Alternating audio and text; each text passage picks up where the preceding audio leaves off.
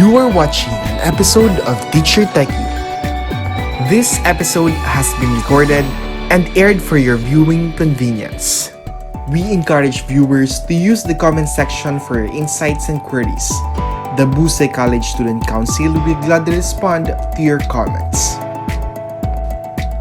We also encourage everyone to share this episode to your colleagues and friends. You can check out the rest of our Teacher Techie content via our social media accounts after the episode.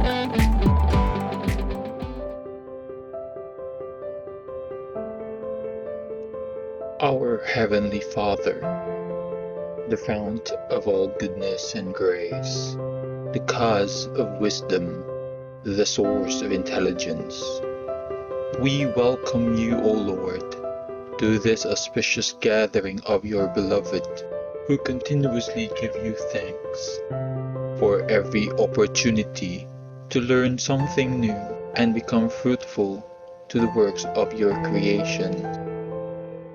We humbly come to you, not because we are worthy, but because we find ourselves in need of you, who is our strength and our hope, to continue despite the challenges we face in health, prosperity, and our solidarity with one another.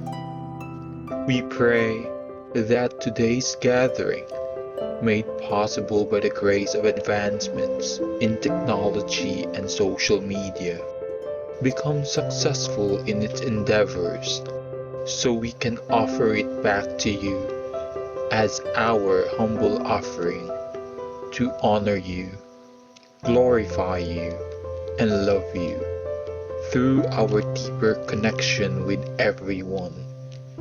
May we find bliss in today's session and become more productive children and co-creators of the earth. This we ask and pray through Christ our Lord.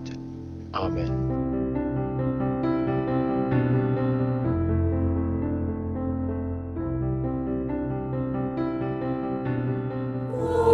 Magiliw, perlas ng silanganan, anak ng puso, sa dibdib mo'y buhay. Lupang hinirang, duyan ka ng magiting, sa manlulupig, di ka pasisili. Sa dagat at bundok, sa simoy at sa langit mabaga, may nilagang tulad, awit sa paglayang minamahal. Nang matawat mo'y tagumpay na naglilindi, ang bituing nataraw niya kailan pa mali magdidili. Lupa ng araw ng bakit pagsinta mo'y langit sa piling mo. Aming ligaya na pa may mga apil ang mamatay ng dahil sa'yo.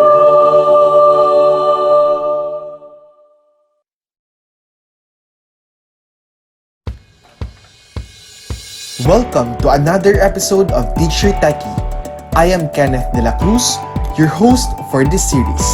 I hope you're all excited for another session of and insight on the different ICT tools that we can use right now. Before we get into another episode, let's have a quick recap of our previous episode.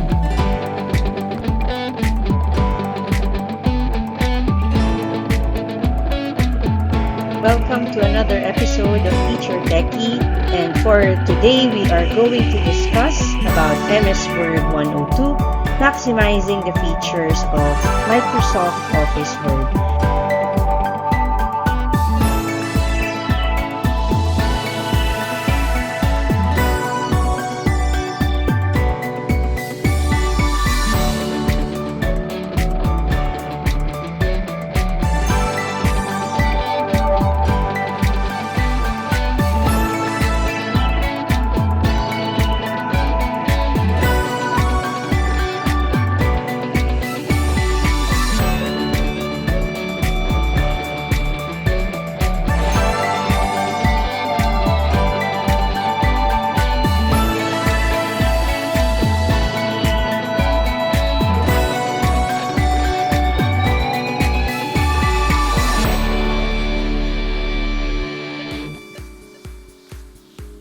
Former Disney CEO Robert Bob Iger once said, "The heart and the soul of the company is creativity and innovation."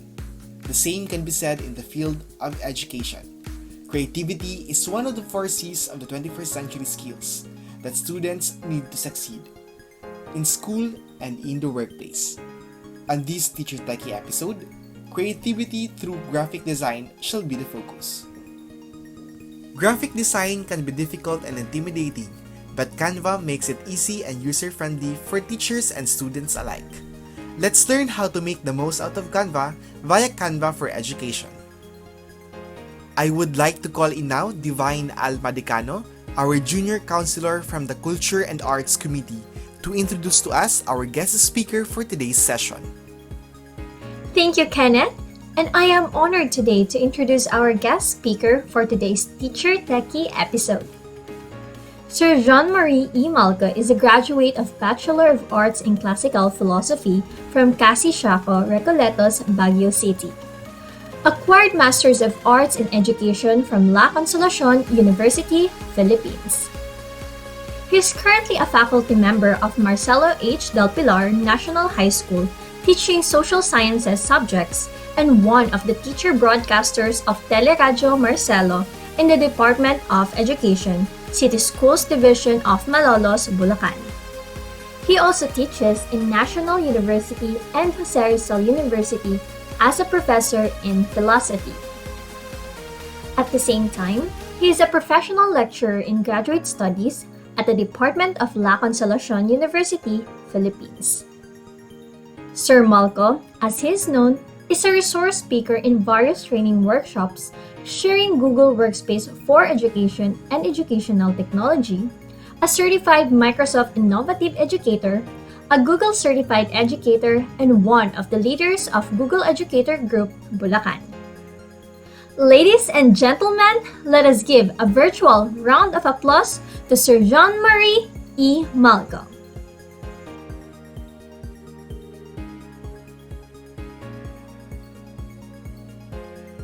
Good day, everyone, and welcome to this webinar. I hope that everyone is doing great.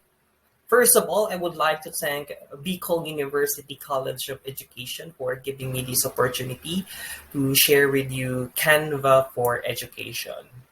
Well, I guess lahat ng mga audience ko or most of my audience are future teachers. Kaya I guarantee you, magagamit nyo talaga si Canva sa ating pagtuturo. Well, let me give you first a short background. I mean, kung paano at bakit ko ginagamit si Canva. So I've been using Canva since 2017 pa. So hindi na siya bago. Medyo may matagal na rin yung Canva. And I used Canva as a designing tool for all of my presentations sa lahat ng klase ko. Well, I am a graphic designer. I am always using Photoshop sa lahat ng mga designs ko sa paggawa ng mga tarpaulins, ng mga posters, sa pag-layout ng magazine, ng mga libro, yearbooks. And when you use Photoshop, kinakailangan blank slate. Gagawa ka pa ng panibagong ideas, brainstorm kung anong ilalagay. So magsisimula ka talaga sa, you will be starting zero when you use Photoshop. Unless magre-recycle ka na lang ng mga designs mo where all of the artists ay ginagawa naman yun. But when I discovered Canva, I fell in love with it. Why? It's because there are a lot of templates that are ready to use sa Canva. Hindi naman sa tamad tayo. Well, madami kasi ng mga ginagawa tayong mga teachers. So, it would take time for us na mag-isip pa ng design, anong magandang presentation na para sa subject ko, science, mathematics, social science sa subject. Ano kayang design na appropriate para sa mga estudyante ko? Doon ko nagustuhan si Canva.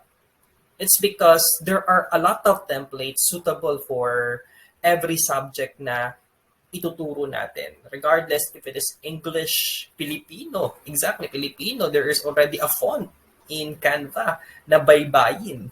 I will be sharing to you that later. So, let me start our webinar this morning as we talk about how we integrate Canva sa pagtuturo natin or in educational field. So our main topics today are what is Canva for education, how to sign up for Canva for education. I will be giving you a walkthrough on Canva, and of course, hindi mawawala yung mga quick tips and tricks that I would like to share with you how to maximize Canva. So Canva is an online design tool that enables you to easily create beautiful and engaging designs with thousands of templates to choose from. Canva, in Canva as well, you can design collaboratively, create graphs, and edit photos of any type you kind. I would emphasize you can work collaboratively with your students and with your fellow teachers. So pwede dito yung shared files, collaborative work, which I will be sharing to you later how to use that. It has several templates and a massive library of stock images, vectors, icons, designs, and photos that you can use to create any type of visual piece. So si Canva, hindi lamang siya para sa mga teachers. Pwede rin siya sa mga estudyante and even professional layout artists. So I know a lot of people who are using Canva in corporate world sa kanilang mga designs. So in Canva, we can collaborate or work online or collaborate online. So importanteng malaman natin that we can only use Canva online. Take note, Canva is already working na pwede na natin siyang gamitin offline. So I am really excited to wait to that day will come na pwede nang gamitin si Canva offline. Of course, to help students who have limited access to internet, and as well as sa mga teachers din na limited din yung mga internet access natin. So I hope that they would come sooner. And also, Canva is a one-click access to professional tools. So maraming professional tools na pwede natin gamitin kay Canva na available. It has a library of millions of images, graphic designs, and a one-click export to multi-page document, PDF, JPEG, PNG, and MP4 videos. So kung pwede tayong gumawa ng document, PDF, JPEG, even videos, no? Pwede din gamitin si Canva bilang isang video editing tool. And you can publish anything and anywhere as long as there is an internet connection. So, how to sign up for Canva for education? So here's what you do. As you sign up to Canva for education, let us first differentiate what is Canva for education and the regular or the personal account Canva.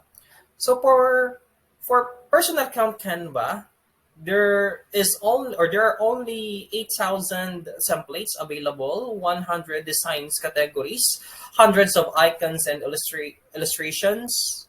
There's also a built-in presentation mode and team sharing and commenting, and it is actually free.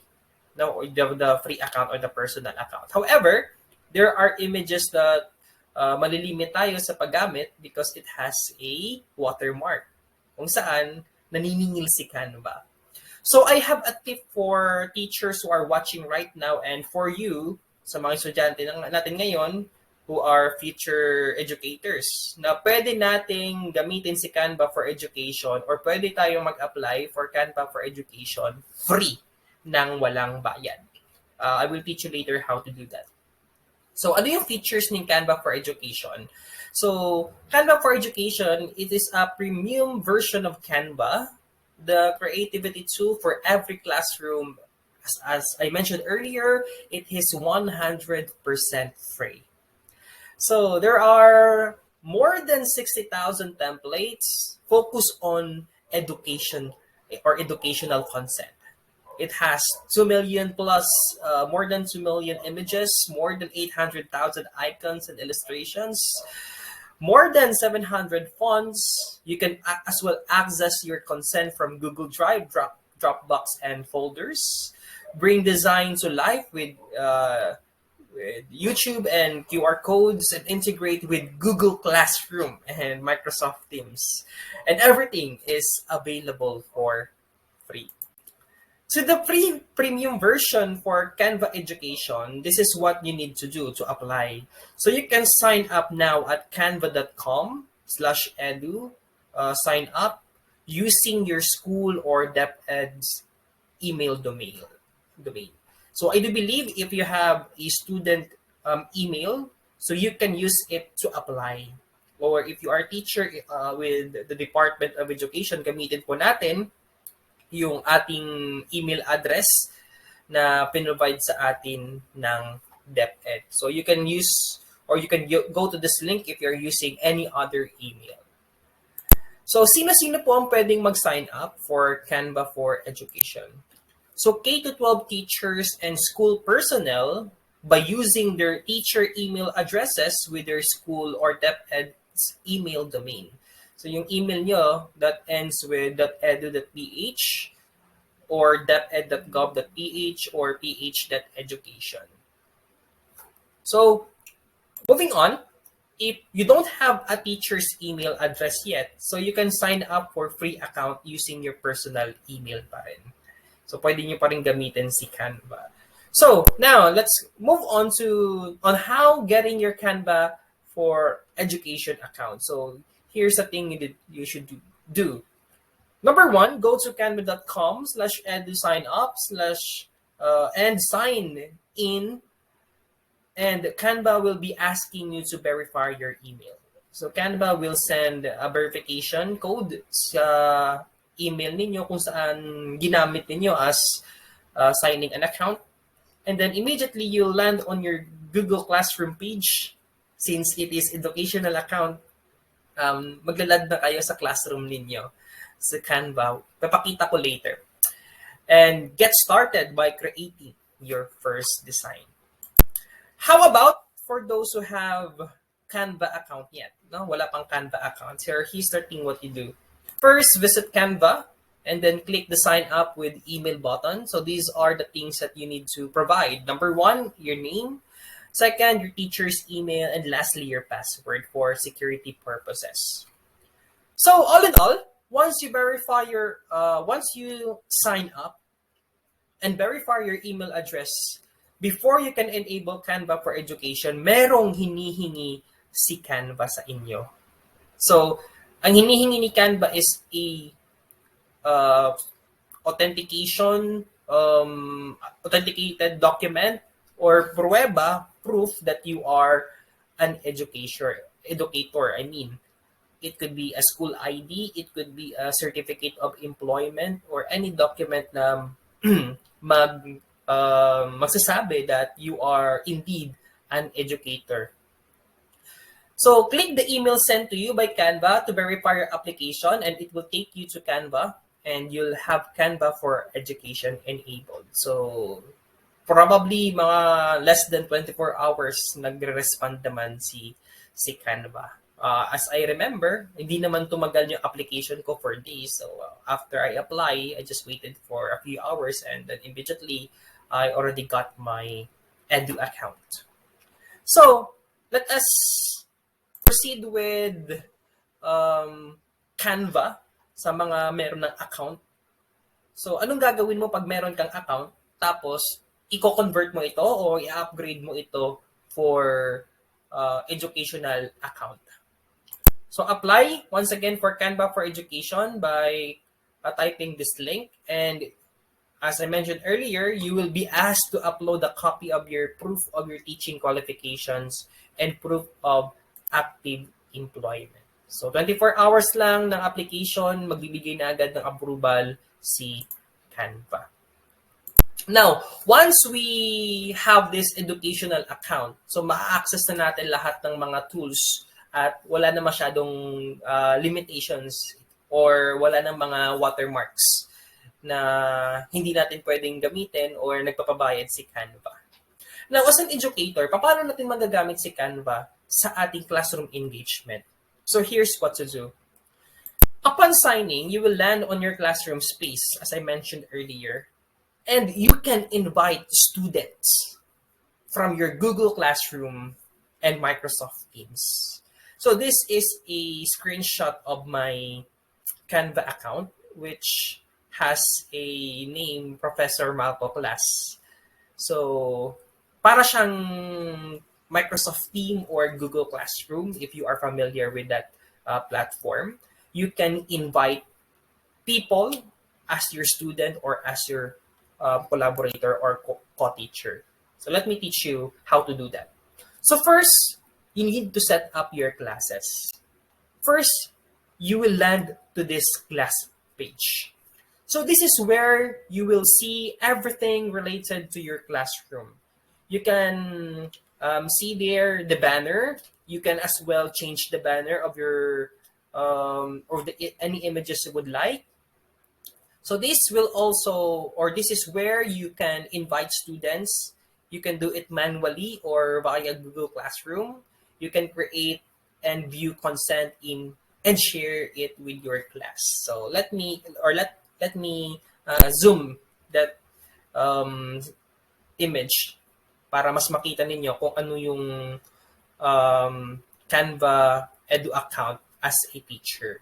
So makikita natin dyan, home, kung saan pwede kang pumili ng iba't ibang mga design, all your design, kung saan nakastore yung mga design nyo. So if, most of the questions were asked, paano kapag meron ka ng free account tapos you will upgrade to Canva for Education, mawawala ba yung mga previous design mo? No. Nandun pa rin yung mga designs mo as long as you use the same email addresses. Right? Use the same email address, in-upgrade mo lang for educational account. So, if you will check my design, nandyan pa rin yung design ko way back 2017. Hindi siya nawala. Kahit nag-upgrade pa ako for Canva for Education. So, you can see there, shared with you, ano yung mga account or file designs na sinare sa inyo, your folder, kung saan pwede mo i-organize yung mga files mo. Ituturo ko rin yan mamaya. And then trash, yung mga tinapon mo, i-delete mong mga files sa trash. So, sa class mo, this is my class page where I labeled it as Professor Malco Class and then Classwork. Yes, merong Classwork si Canva for Education where you can engage activities with your student. Alright, so how to invite your student. So here's what you do. In Canva for Education, there are two user roles, as a teacher and as a student. So as a teacher, you're able to invite and assign user roles to class members. So you can collaborate as well with your other teachers. Makikita natin dyan, meron siyang drop-down button kung saan mamimili ka if that person is a student or a teacher.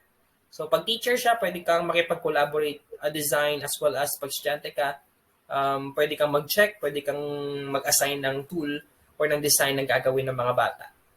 So you can manually input their email, pero since mahirap yon, padaliin natin yung buhay natin, i-import na lang natin from Google Classroom. So merong Google Classroom logo there where we can import student. Papakita ko po yan later. And as well as, pwede rin tayong mag-send sa kanila ng verification code. Alright? So, here's what you do kapag mag-i-import tayo ng mga estudyante natin from Google Classroom. So, you can see there, logo of a Google Classroom and import Google Classroom text. So, click lang natin yan and follow these steps.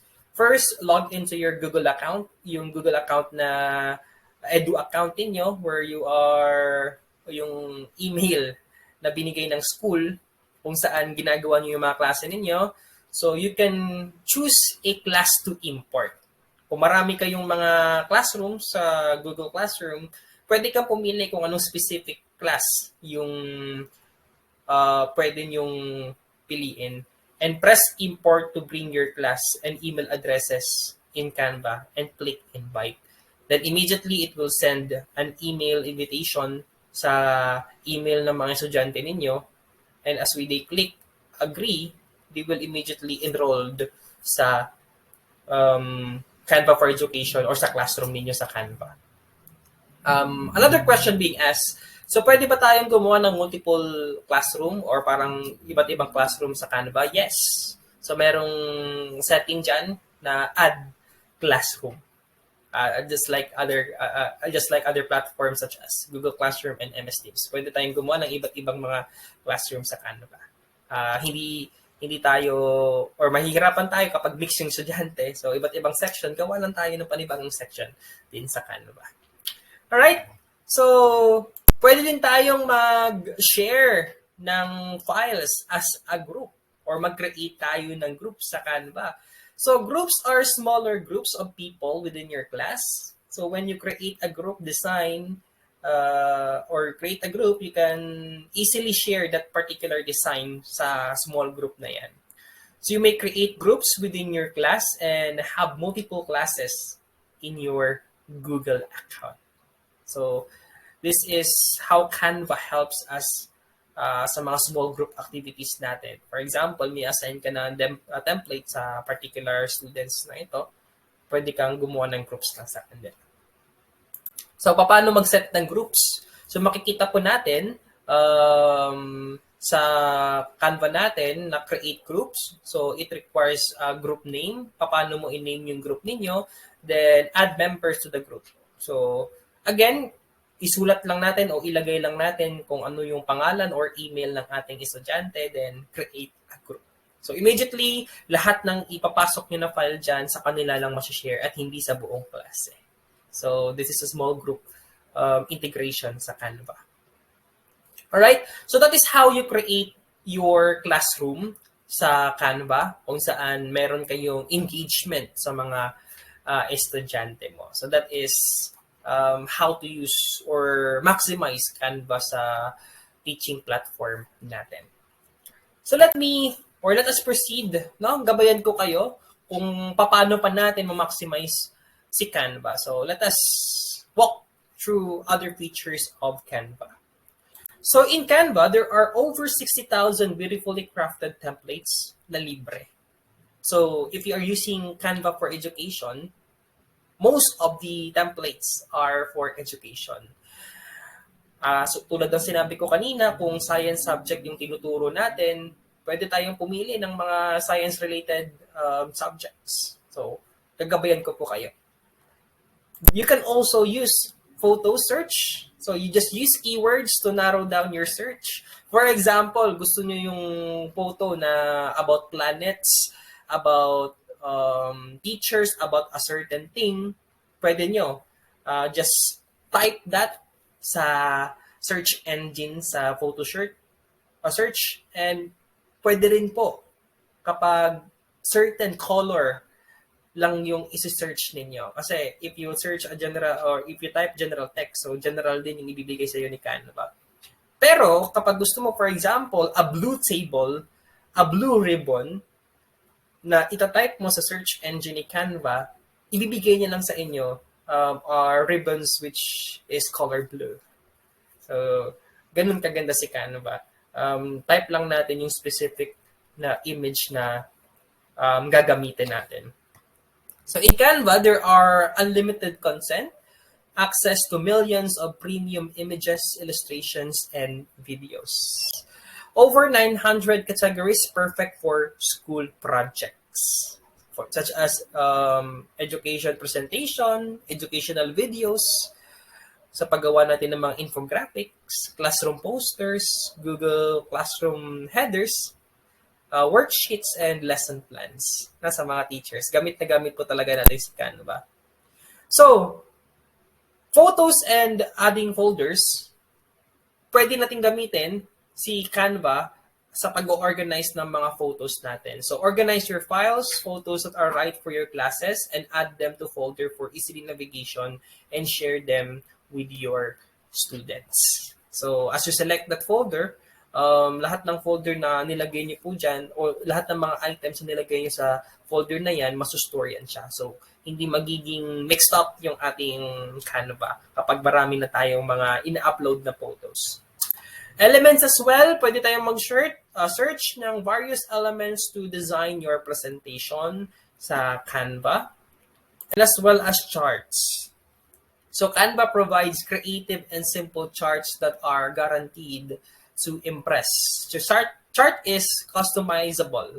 Pwede nyo i-customize yung chart nyo, ano yung kulay, ano yung design na pwede nyong gamitin, adjust mo yung color scheme ng inyong chart, anything you can creatively do with Canva. So text, on the other hand, so Canva provides various kind of design-approved fonts. So, maraming fonts na pwede natin gamitin. To be exact, more than 700 free premium fonts sa Canva for Education account natin. It could be calligraphy, graffiti, comic, brush, and as I mentioned earlier, baybayin text. Opo. And lastly, videos, which are perfect for lesson presentation and animated design. So, there are available videos sa Canva. But if you want to upload the video from your device, you can do it as well. Lastly, so how can we have a student engagement sa classroom natin? Paano tayo magkakaroon ng engagement sa classroom natin? So, kanina tinuruan ko kayo kung paano land sa Canva for Education, or I mean sa classroom ninyo. So you can invite students from Google Classroom or Teams. So as you set your classes, what you need to do is to collaborate with your student is particularly sa classwork, sa paggawa ng design, sa pag-assign, and mark as well your activities sa mga estudyante niyo sa pag-check ng mga activities. So here's what you need to do. So just click create design. So you can easily create there for example, mapapagawa ka ng graphic designer, mag-brainstorm ka sa kanila, magpapa-present ka, paggawa ka ng infographics, videos, comic strips, storyboard, worksheet, or worksheet na landscape. So anything na pwede mong ipa-design sa mga estudyante mo, there are available already in Canva. So, for example, your students have already shared or sent to you a design. So, paano po natin sila i-check? So, sa Classwork, again, you can select there if the activity of your student is approved, needs to be reviewed, or needs to be changed. So that is how you approve a design and activity. So furthermore, let me share to you another feature in Canva on how to design a course or collaborate with your class. So course collaborate, using share menu, you can share your design with other teachers or share with a group. So ang gagawin nyo lang, i-click nyo lang yung share link to view. Kung gusto nyo yung link na yon o yung template na yon ay hindi magalaw o maiba yung design, i-view lang ng estudyante ninyo o yung mga collaborator ninyo for approval. So click nyo lang yung share link to view. Or number 2, share link to edit. Kung gusto nyo talagang mag-collaborate kayo, editing together, so select nyo yung share link to edit. And lastly, number 3, share link to use as a template. Na iisa kayong template. So, you can share this course sa Google Classroom. From Canva to Google Classroom. So, for example, gumawa na kayo ng course or ng template and you want it to share sa Google Classroom as an activity. So, here's what you do. Number 1, create a design, then click publish.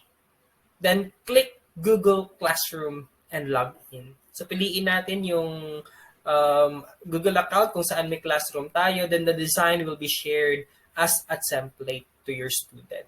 Hindi na sa classroom sa Canva, but sa Google Classroom na mismo. Alright? So that is how Canva and Google collaborate with each other. You can as well write comment kung gusto nyong mag-comment, mag-suggest, mag-critique sa mga gawa ng collaborators ninyo or mga estudyante ninyo.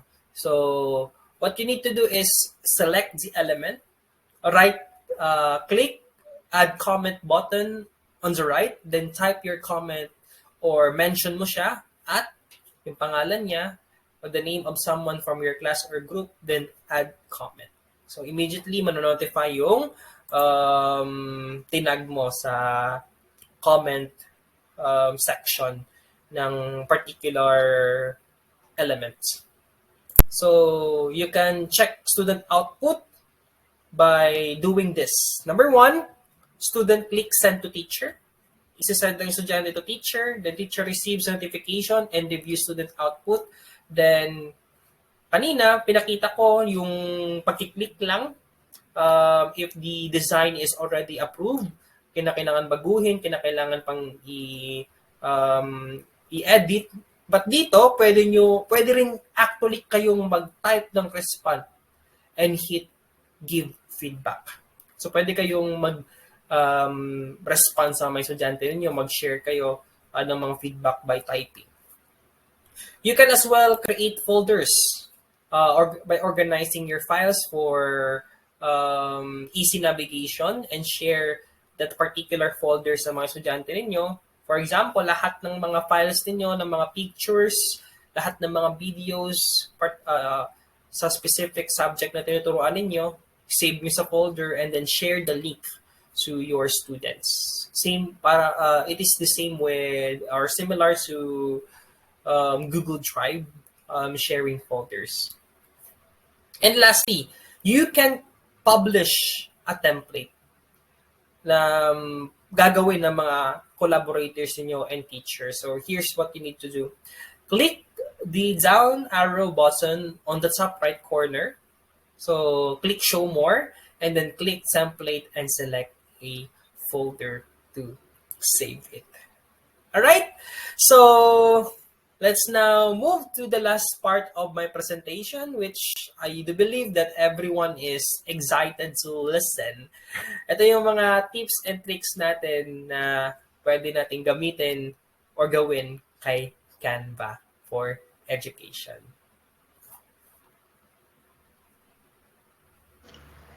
Alright, so let us now proceed to tips and tricks na isi-share ko sa inyo ngayong umaga on sa paggamit natin ng Canva. So, tip number 1 na gusto kong i-share is you can design a beautiful project cover, portfolio, and activity sheet. So, let me present to you how to do it. So, gagawin lang natin, pupunta tayo sa home natin, right? So, this is my home page where all of my designs are stored. So, lahat ng mga designs ko sa mga klase ko are here. So, to create a design, dapat nandito tayo sa home. And it has a lot of options na kung anong template design ang gagawin natin. About social media, about personal, about business, about marketing, on education, or yung mga trending posts for video, YouTube introductions, photo books. So, for example, gagawa ko ng worksheet na gagawin ko or i-share ko sa mga estudyante ko.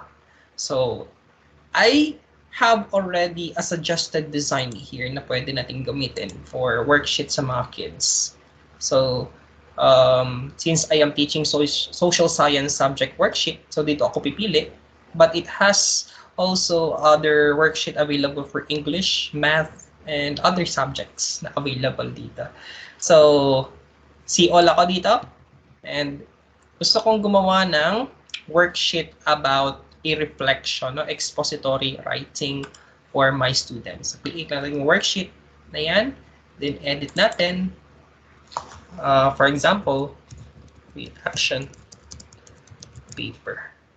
Right? So, lagay ko dito yung instruction ko for my students kung anong reaction paper yung gagawin nila, but it has already designed. Right?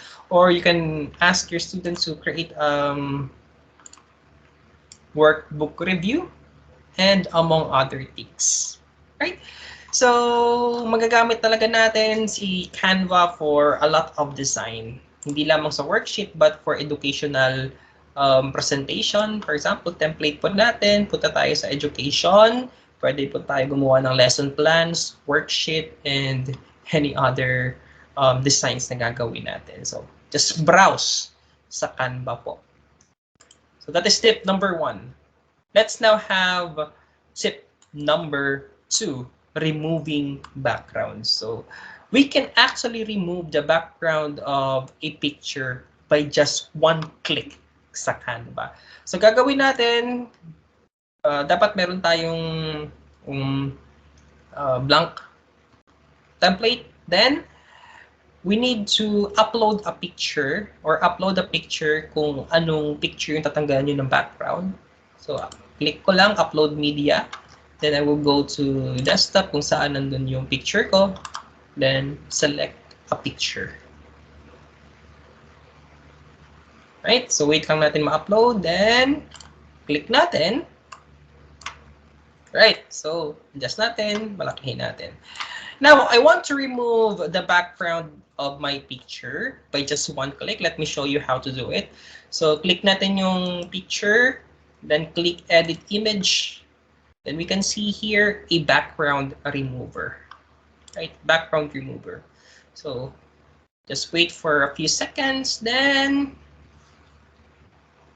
there you have it. The background of your picture has been removed already, right? When you use Photoshop, medyo matrabaho pa kasi tatanggalan mo pa ng edges. By using Canva, you can just do it by one single click. Right, so dito tayo ngayon sa tip number 3, trendy outline effects, which we can see in YouTube thumbnails and other posts na trending ngayon na may outline effect. So let me show you how to do it. So select natin yung picture ko ulit. Gusto ko lagyan ng trendy effect yung picture ko. So how to do it? Remove natin ulit yung background. Okay, remove muna natin ulit yung background. So as we remove the background, kinakailangan palitan natin yung background. Gusto ko darker para ma-emphasize yung effect ng aking gagawin. So click natin once again yung picture. Tapos punta tayo sa edit image, and then you can as well choose different effects here like glow, drop, angle, or page left sa shadow natin. Pwede natin ilagay sa frame, photogenic, and other effects here. Pero yung papakita ko sa inyo is which is the trending ngayon about sa shadow. So select na natin yung glow, right? So walang nangyari, di po ba? Because we need to adjust first here. So kinakailangan yung palitan natin ng kulay ng ating effect. I want to make it white para white yung effect niya. But we need to dapat 0 to do this. 0 yung kanyang blur and make the transparency full to 100%. Then pwede nating baguhin yung size kung saan gusto ko yung effect ko ay maganda. Alright. So there you have it. Click apply. And then, meron na akong trendy effect sa aking picture. So, pwede kayong maglagay ng mga text dito. Sige, explore natin. Mga trendy effects dito. Like this one. Click natin ito.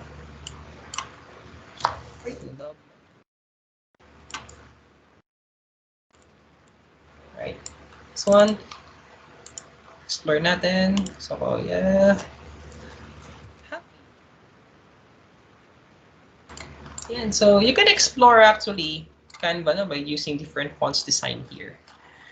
Alright, so that is tip number 3, trendy effects. Let's now proceed to tip number 4, how to put frames sa mga picture natin. So usually, yung mga traditional pictures natin na nilalagay sa presentation, merong rough edges. Like for example, turo ako about 𝐓𝐞𝐫. So paglagay natin ng design dito, square lang siya. Di ba? So how to make it more aesthetic? So lagyan natin siya ng frames. So what you need to do is punta tayo sa elements, then click natin yung frames. So nandito yung frames, wala po. So kung wala, type lang natin sa search engine yung frame. Then there are a lot of frames available here which we can use. So ito yung lagi kong ginagamit na frame. Favorite ko to. So para mas maganda yung ating presentation, pag nagpe-present tayo ng picture ng mga significant person sa ating topic, so ilalagay lang natin yan sa loob. Alright. Ayan. Di po ba? Mas maganda siyang tignan compare sa simple picture lang.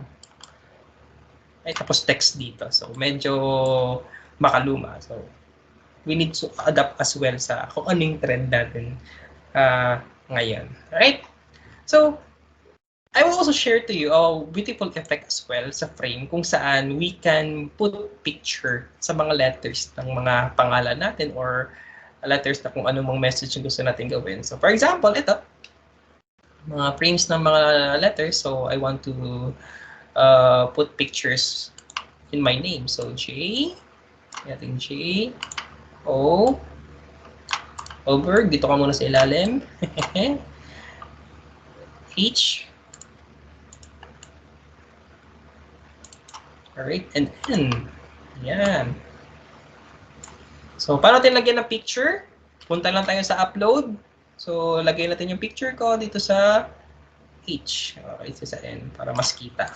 Yan. Ay, hindi pala siya. Maganda dyan. So, dagdag natin yung mga friends ko dito. Yan. Lagyan natin siya dyan. Ito naman. Dito ka. Yan. Oh, and then this one. Okay. So, ayan po. So, you can actually put a picture sa mga letters. No?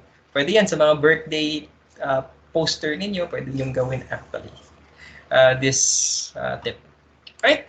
So, tip number 5, chart. Ngayon, papakita ko sa inyo kung paano gumawa ng chart. Like for example, gagawa tayo ng chart by presenting a data. So, saan makikita si chart? Dito lang po once again sa elements. So, walang available na chart dito para mas mabilis natin hanapin. Right? Type natin sa search engine yung chart. Yan, chart. And then there are actually a lot of charts available here we can use. So, pie chart for example. Ayan, pie chart.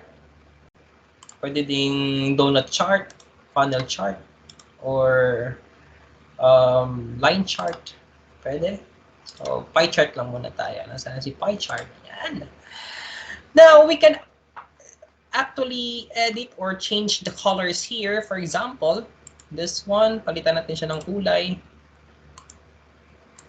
Medyo darker siya or yan, trendy. Yan! Perfect. Mas maganda yung contrast niya sa blue background. Ngayon, papansinin nyo, may mga text na nandito sa ating pie chart. Yan. Which can actually, teachers, ay pwede nating baguhin. Right? So, as we click this one, pwede tayong maglagay ng mga data dito. For example, gusto kong i-preset yung data ng mga numbers ng male and female sa school natin. So, lagay natin students. Right? Teachers. Person.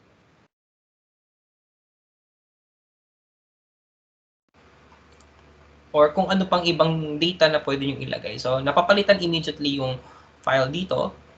And then, we can change the data number. For example, here, ilan yung male and Ilan yung mga female dito? Female. Students, for example, meron tayong 600 male, whereas there are 800 female. Right. So, 98% na yung mga students ay mga occupy niya. So, teachers naman, lagyan natin, sabihin natin, there are 80 teachers, 60 teachers male, then 80 teachers na babae. So, nababago yung file natin. Right. Sa personal naman, lagyan natin, there are 120 na personal na mga personal natin. So, ayan.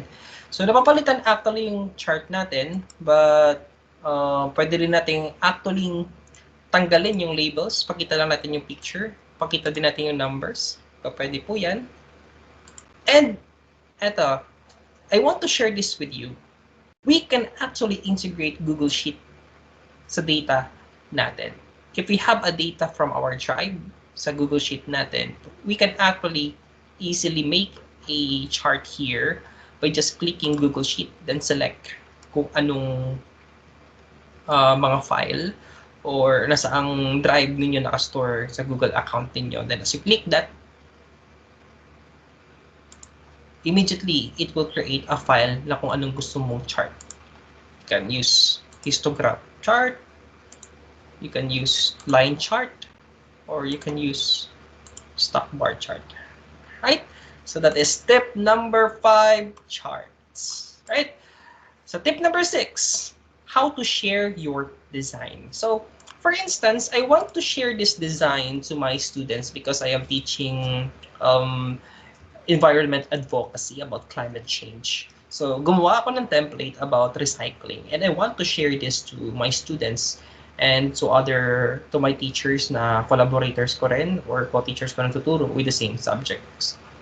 Same subject. So, what we'll need to do is click share, and then you can share this to your class. Kung gusto niyo, click nyo lang that students can view this design of yours na ginawa. So, students can view or students can edit yung nasa classroom po natin sa Canva. Right? But pwede rin po nating i-share ito to anyone who has a link. So, copy lang natin yung link and then send it through Messenger, to email, to someone you would like to collaborate or send this design. So, pwede tayong mag-select ng option here that they can edit the template. They can just use the design as a template, or they can just view this template. Right? So that is how to share a design or a template to other people. Tip number 7, how to edit PDF. So only a few people have known this, but we can actually edit a PDF sa ating Canva. So, ano yung gagawin natin? Just go to your design. So, punta tayo sa home. Then, go to your designs. And, what you need to do is, go to your device. Right? For example, nandito sa desktop ko, yung PDF na gusto kong i-upload, gusto kong i-edit, what we need to do is just drag it. Select. Then, drag lang natin dyan. Then, it will be uploaded immediately sa ating Canva account. So, as we wait for the file to be uploaded, may na-ready na ako, may na-upload na ako dito, same file, right? As I open it, portable or editable na po siya. Pwede nating baguhin yung design, right? Replace current page. But no, hindi natin gagawin yan, right? So, pwede nating actually gawin is edit the file. So, editable na siya. Pwede nating baguhin. Alright? Workbook. Workbook. Or other files here. Table of contents. Editable na po.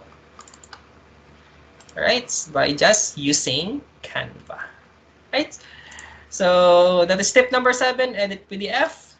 Tip number 8, we can as well edit videos sa ating um, Canva account. So what you need to do is go to designs, then home po tayo, then select here video. So pwede tayong gumawa ng video dito, video message dyan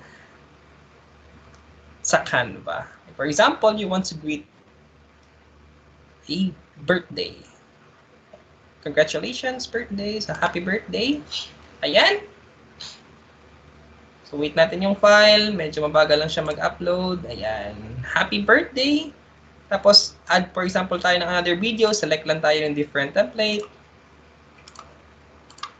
Ayan. So pwede tayong gumawa ng video, maglagay ng picture dito. So paano tayo maglagay ng mga pictures, yung additional videos? I will teach you how to do it. So click lang tayo ng panibagong layer and then go to uploads.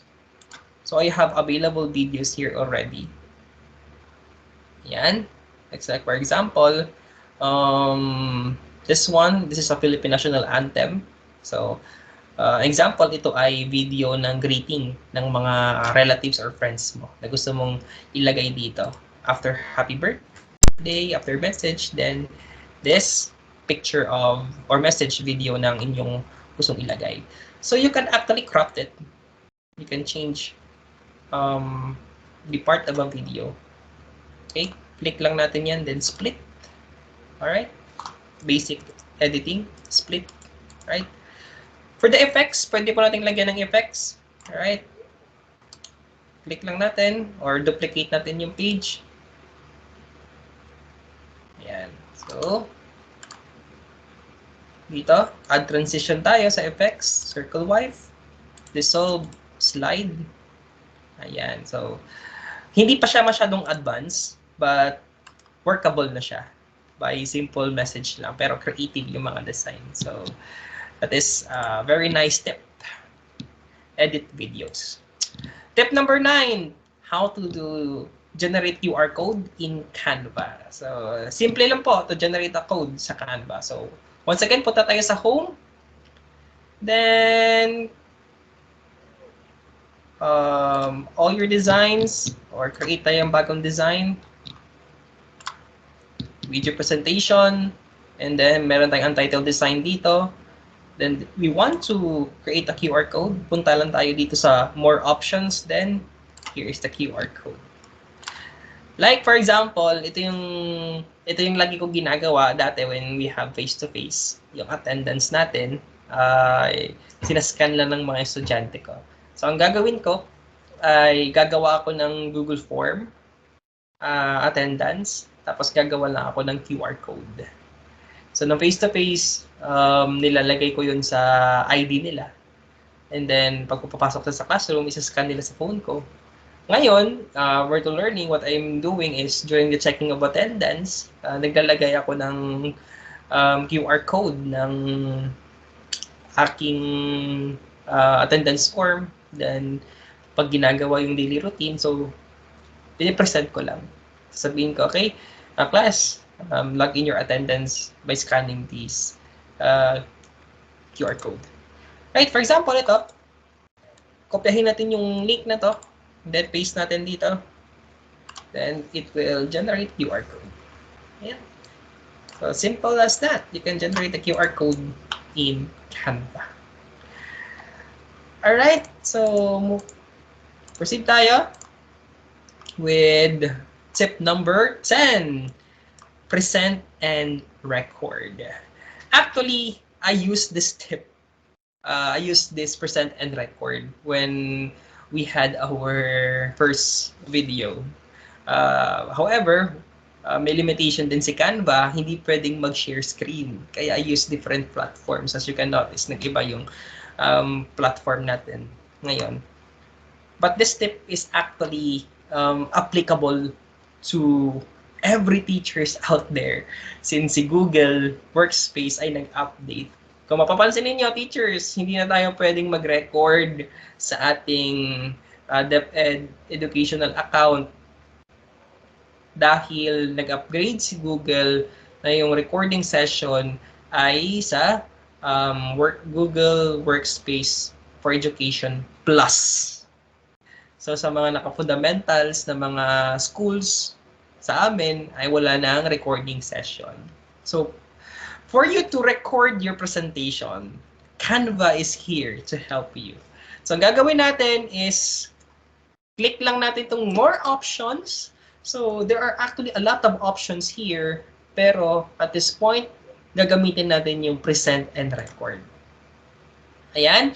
So it will lead you to the recording room. So kanina nag-record ako, so bagong recording tayo. Yan. Delete recording. Ito yung recording natin kanina na ginawa on our first lecture. So di-delete ko na siya. Kasi na-download ko na siya. So gagawa tayo ng panibagong recording. So Canva will ask you to go to Recording Studio and ask you to set up your camera and microphone. So walang camera since ginagamit ngayon ni Microsoft yung camera natin sa platform, but it will ask you to camera. So pero ding audio, then as you start recording, right? So you can now record. So wala siyang picture dahil wala tayong available na camera since sa different platform tayo. Pero kanina I used this record. Nagamit naman natin. Di po ba? So you can click slides here. You can add notes here. Basahin nyo na lang yung notes nyo as you present your lecture. Pwede kayo may notes dito. Then, recorded na siya. So to end record, click lang natin yung end recording and then it will be uploaded to your Canva account.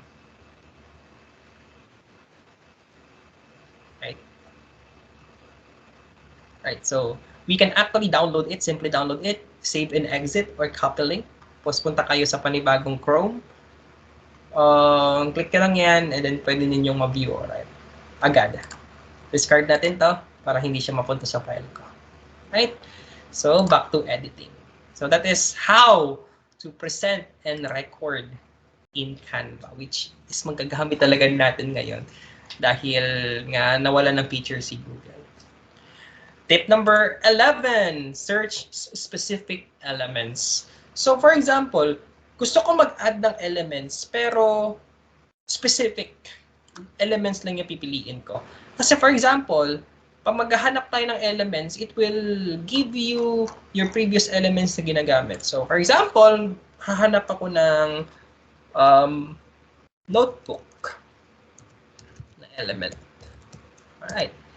So Canva will provide you a lot of elements na notebook. And then, pwede tayong kumuha ng photo here, specific element ng notebook or graphics, videos, ayan, about notebooks, or audio about notebook. Pero, gusto ko, yung kulay ng notebook na hahanapin ko is red. So, add lang natin lagi when we search in our search engine is notebook red.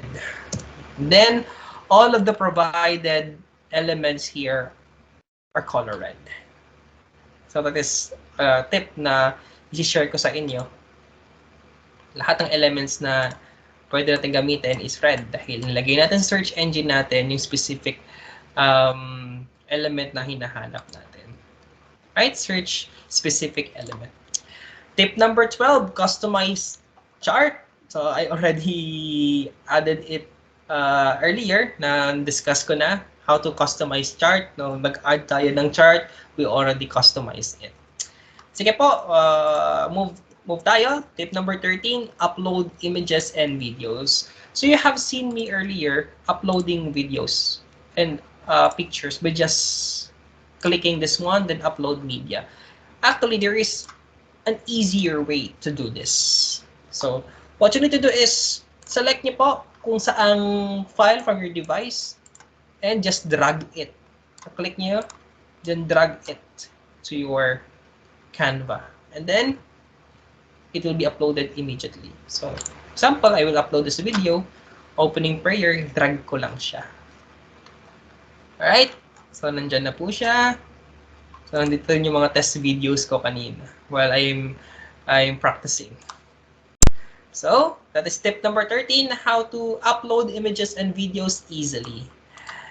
Right, tip number 14, adding or attaching maps sa ating presentation. So kapag nagtuturo tayo ng geography or social science na gusto mong mag-present ng specific map, merong integration si Google Maps kay Canva. So, example, add tayo ng page, and then let's go here to more options, then just select map. Ayan. So, add natin for example, yung map ng school ninyo, 𝐓𝐞𝐚𝐜𝐡𝐞 University. And then, here you have it. Click lang natin yan, and then a map will be presented immediately sa ating presentation. So, hindi na tayo mag-screenshot, hindi na tayo pupunta pa ng iba pa application. Si Canva ipoprovide na sa atin. So, and last tip that I want to share this is you can as well integrate YouTube videos sa Canva. So, for example, gusto mo mag-add ng video dito, you can add actually video from your file na ginagawa natin kanina. Here, the video, pwede natin i-add yan, lagay natin yan. Opening prayer. Pero, yung video na hinahanap ko ay nasa YouTube pa. So, hindi na natin kailangan na i-download pa at i-upload dito. Since online naman tayo, we have internet, another interface lang. So, ayan. So, we can add videos from YouTube here immediately. Just like, for example, yung presentation natin about education. Right? So, what is education? Click lang natin yan. Then, immediately, the video na nasa YouTube ay nandito na sa Canva. Right? Hindi na natin i-download, hindi na natin siya kailangan pang i-upload, re-upload sa ating drive. So, meron na. Nasa Canva na siya from YouTube. So, click lang natin.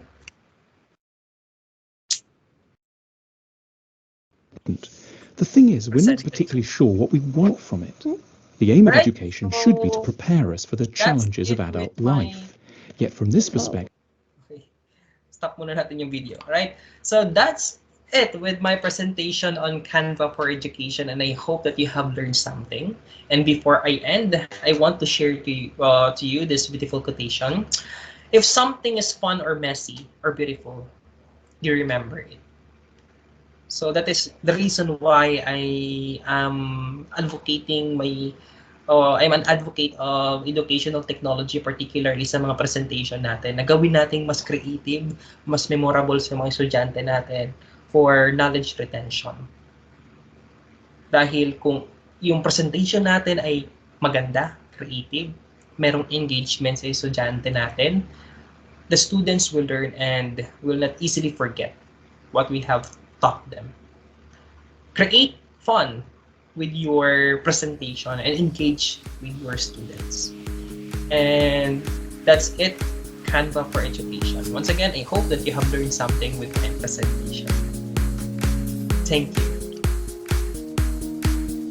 Canva is such a great tool for graphic design and is a wonderful tool to allow creativity of the teachers and students to shine in the classroom, whether physical or virtual. What insights have you learned from the episode? Let us know in the comments. When we return, we will entertain a selection of questions dropped during our registration. Stick around, we'll be right back.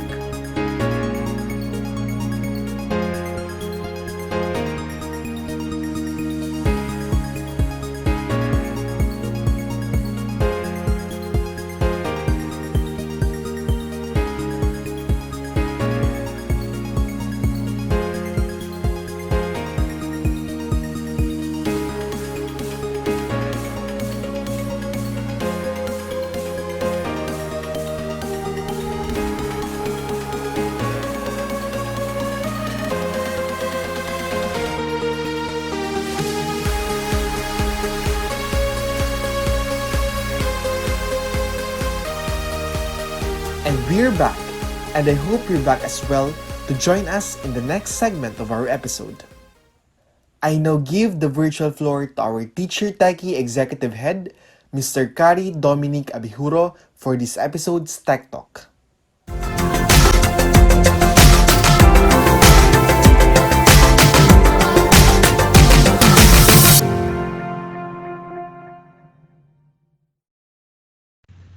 Okay, and we're back everyone sa ating Teacher Techie episode for this afternoon.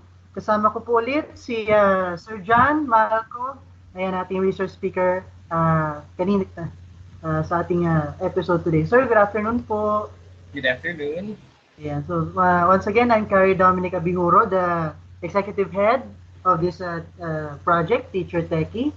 And sir, ako, syempre since I saw first the presentation, I'm glad on how, kasi sasabihin ko sana na we've scratched the surface, pero mukhang hindi na siya scratch.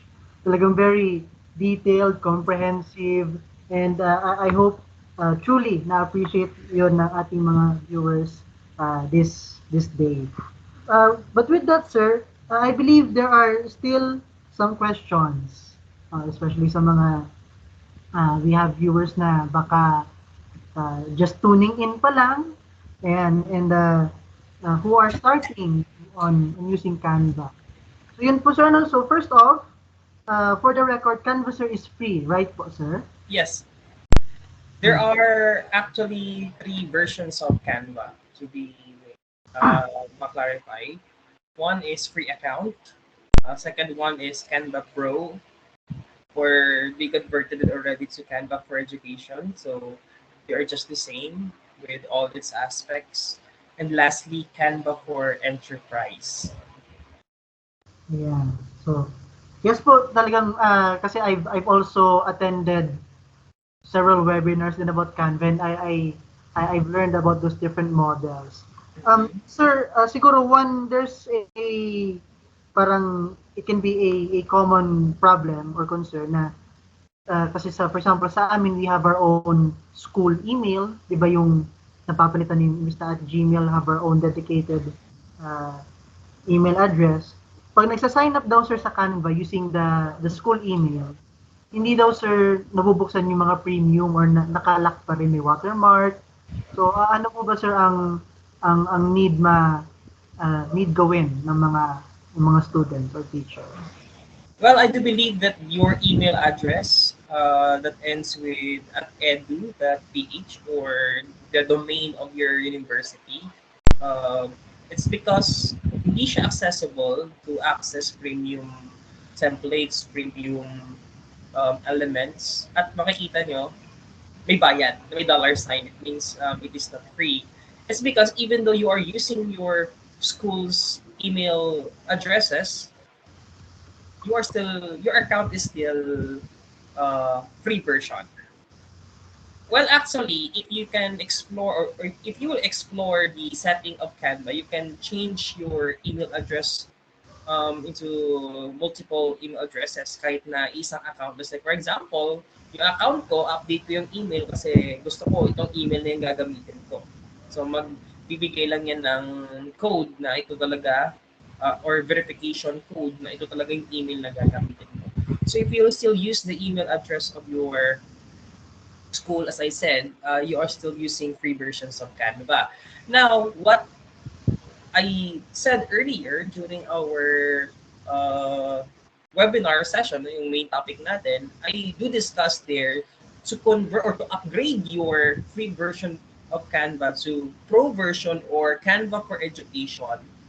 There are 1 document which you should submit, and that is an identity or a proof that you are a teacher. Right. So I do believe that our audience here are future teachers o sino man yung mga gustong magtrabaho bilang isang guro, or those who are watching with us right now that are teachers. So ang ipapakita na po nating dokumento, it could be your school ID, your certificate of employment, or any documents that would tell Canva that you are an active educator. And as soon as you submit the document, wala kang babayaran, and you will just click for a verification that your account has been upgraded to Canva for education or educational um, account. So, yun, nangyari. Kahit na ginamit yung email domain ng school ninyo, you are still using free account. Yeah. Actually, I think I've attended your webinar, sir, and doon ko nalaman na may separate palang link for Canva for education. Diba yung standard na canva.com is Yeah, for general. exactly. May education siya sa link niya compare with freemium or free account. Well, kung may existing account ka naman, if you will upgrade it to Canva for education kapag ikaw ay teacher, you will be using your same account. No? Hindi mawawala yung mga previous design mo. You just upgraded your tools, your templates, at most of all, wala nang masyadong limited access or elements na gagamitin mo compared to free accounts. Yan, sir. Thank you po. Kasi yan yung parang the most frequent question sa ating mga nag-register. To tell you, sir, this is the third episode of this webinar series, and ito ata yung parang most wanted, most anticipated, kasi a lot of students and teachers are really interested in Canva, sir, this recent period. Ngayon pa lang kami, sir, nag-over 200 na talagang the moment na nag-announce kami, talagang na-reach namin yung 200 mark, and yun, the common question really was availing those premium features and other elements in Canva.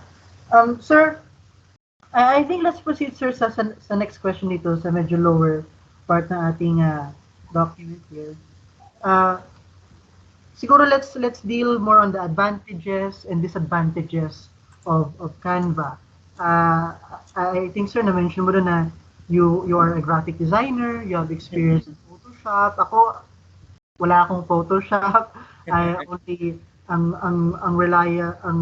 reliable ko nun na ginagamit na pang design is PowerPoint kasi kaya ng laptop. And recently, I just discovered Canva. So, ikaw, sir, anong pinaka-nakikita mong pros and cons ng pag-rely lang sa Canva? Alright, so first, advantages. There are a lot of advantages using Canva. Number one, anyone can be a designer using Canva.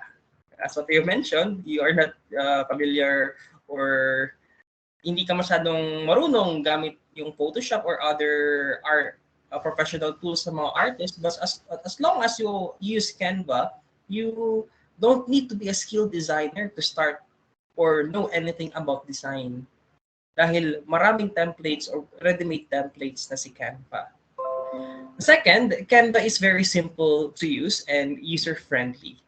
From layout of the platform to guided templates, basically a drag and drop design platform.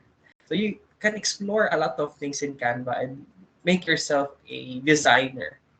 Number three, I think Canva provides templates of correct sizing for other online platforms. For example, for teachers out there, pag gagawa tayo ng Google Classroom, di po ba merong classroom banner? So there is actually a feature in Canva that you can design a banner na hindi ka na mag-a-adjust ng size, hindi ka na mag-a-adjust ng yung template na gagamitin mo is already educational. So babaguhin mo lang yung text and it is ready na to upload sa Classwork or sa classroom ninyo. And I know a lot of schools, yung ginagamit nila sa mga posters nila, sa mga YouTube thumbnails, Instagram stories, and a lot more, they are using Canva. Other advantages, you don't need to worry where to start on a blank canvas. As what I mentioned earlier sa talk natin, na if you use a Photoshop or other design tools, magsisimula ka talaga with a blank slate na from zero. But with Canva, there are a lot of ideas, a lot of templates that you want or ready to use. So even if you don't want to replicate a template, it is a great place to start or gather inspiration from. Canva also offers a professional look and feel your design without getting a designer. So, akala nila, ang ganda ng design mo, designer ka, but Canva lang pala yung gamit. And I'm actually impressed with my students na nagsasabit ng mga activities nila using Canva. So, syempre, dagdag puntos na rin yun sa mga teachers ninyo. Sa Canva, there are also available photos na. We call that stock photography. So you don't need to pay for a stock photography kasi di po ba, pag mag-download tayo sa Google, may mga stock images or watermarks na ibig sabihin it's copyrighted. So sa Canva, wala siyang watermarks. So, for education account ha. But for free account, there are watermarks na stock photography. But there are also free versions of pictures sa free account natin. And lastly, team access, as what I shared earlier, compared, for example, I will compare it to Photoshop. You can share it by just sending the file to another, for example, another designer. But may limitations siya. Kinakailangan lahat ng fonts, lahat ng features ng device mo should also be present to another device. Kasi masisira yung design mo sa Photoshop. Hindi magiging lalabas dyan. Magiging missing yung font mo or may kulang. There's something wrong with the file. However, sa Canva, as what I shared earlier, if you just click the link or share link and send it to somebody, so you can be a collaborator or a fellow designer, co-designer, I mean, sa Canva na hindi walang mawawala. So you are just like Google Docs, Google Forms, or Google Sheets. As long as there is internet connection, you can collaborate. So this disadvantages naman in Canva, most of all, it should be online. Kinakailangan meron tayong internet connection para gamitin si Canva. So, second, free version is limited. Yun yung mga concerns ng mga audiences natin. There are a lot of limited terms. For example, stock photography, templates, font, brand kit, team sharing, and storage. Yeah, I will be answering as well that question of how much is the storage where we can or data we can upload sa Canva natin. Next, I think disadvantage is the export setting are limited. If you export it, for example, in a raw file, as PowerPoint presentation, there are some designs na mababago siya. Because you can actually download your presentation into a PowerPoint presentation where you can use it offline. So I don't know if you're familiar with this, but for those who have experienced it, nababago yung design mo. It's because the font should be in your device as well. And then yung pag-adjust ng mga text na naghiwalay. So export settings are limited. And also, as what I mentioned, you cannot download a raw file to your computer. Na di katulad ng Photoshop na any devices pwede mong i-save. But with Canva, dahil hindi ka pwedeng mag-download sa setting or I mean raw file in your device, it should be online. Kailangan online. So that is, I think, one of the main disadvantages ni Canva. Online talaga siya. Hindi pa for the meantime pwedeng gamitin offline. And lastly, Canva is in control. No? We have, as we sign up with Canva, we have signed that is other terms and conditions. And anytime, for example, mawala si Canva, mawawala din yung designs natin. But I think it will not it will not happen naman. But yun lang yung mga disadvantages. And as comfort na rin sa mga audience natin na sinabi ko na hindi natin pwedeng gamitin si Canva na walang internet. Canva has actually announced that sooner, no, pwede nang gamitin si Canva offline. So may features na si Canva offline. Kahit wala tayong internet connection, pwede natin siyang magamit. And I hope na darating na yung araw na yon para matulungan din natin yung mga teachers at mga students natin who have limited access sa internet.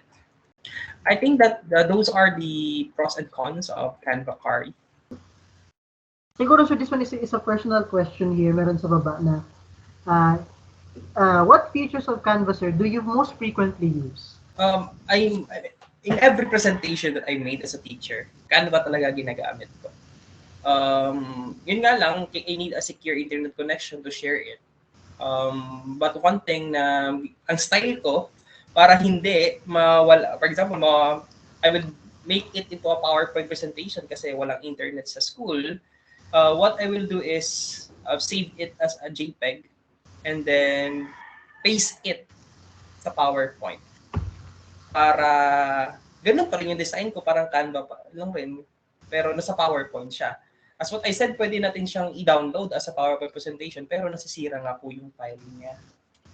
And ayun, ginagamit ko si Canva sa mga presentation ko. Patulad ng pag maglalagay ako ng mga photos, may mga design, yung favorite ko, na-mention ko kanina, na ginagawa kong bilog yung picture. Or I also made it, pag okay yung cut ng picture, ginagawa ko yung remove background. Kasi pag pangit kasi yung same color lang yung hindi contrast yung mga pictures. Mahirap mag-change, edit background or remove background feature ni Canva. And sa mga designs din, template, ginagamit ko kasi Canva. Second, sa paggawa ng videos, no? Nag-i-edit din actually ako ng mga videos before when I was studying pa. Pero ngayon, medyo wala nang time.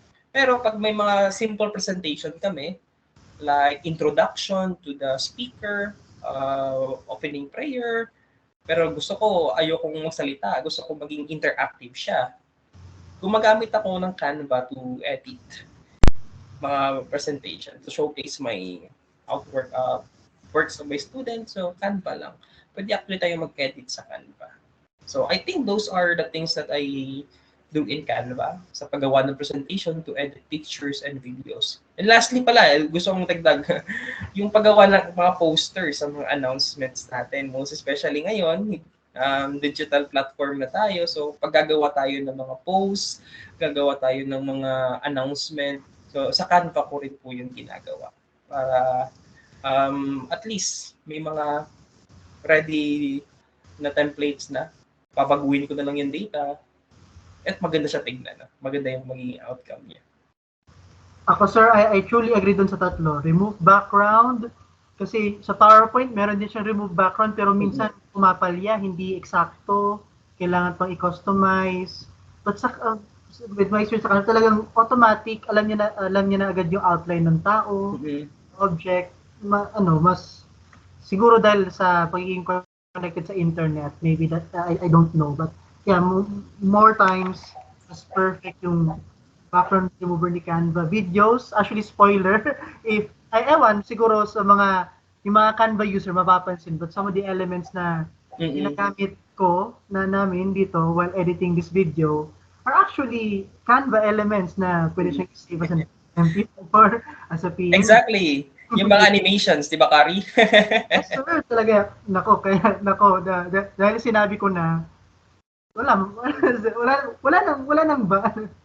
But indeed, ma'am, if you are experienced with Canva, mapapansin mo talaga na itong episode, itong mga graphics na nilalagay, yun ang mga, those are actually mainly edited with Canva in export, tapos syempre nilagay sa mas mabigat kasi syempre this webinar is over 2 hours na rin, 1 hour mahigit. So syempre kailangan pa ng mas heavy software than that, but indeed yung pag-export into a video is extremely helpful, and the posters and announcements as well. May napansin din ako, Kari. Yes, sir. Yung mga documents, mga communication documents. Opo, yung design sa header and Yeah. are all created. Your posters as well, yung mga post ninyo sa inyong Facebook page. Yes po, nako. Di ba, makikita natin kung gaano kaganda si Canva na magagamit talaga natin. Tsaka hindi na tayo mahihirapan kasi simpleng edit lang po pwede na. Opo. I admire as well. Natuwa ako actually, Kari. Sabi ko, Canva to ha. Halata ba, sir? Hindi naman. Ang ganda nga eh. Not actually originally from Canva. No? May mga nadagdag actually siya. And that is an attitude or a behavior of a designer. Na hindi lang tayo dapat maging content na may meron na. Pagandahin natin. Think outside the box.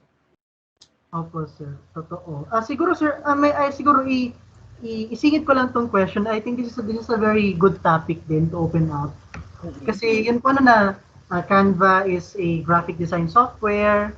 Tapos we have others in the field, yung talagang mga alam natin na industry standard, Photoshop, Illustrator. I mean, I haven't experienced it, but I've heard na yun yung parang minamaliit yung mga gumagamit ng Canva kasi hindi ganoon ka-advanced nga katulad ng Photoshop. Sir, anong natin, sir? Take opinion on this issue. Well, yun nga, I also acknowledge na may mga ibang designers, especially sa mga gumagamit ng mga complex accounts like Photoshop, InDesign. I've been using that as well nung nag-edit pa ako. Gumagawa ko ng mga book covers, gumagawa ko ng magazine. InDesign talaga at Photoshop gamit namin. Pag sinabing Canva, parang low-key, di ba? Ano ba yan? Parang katamaran.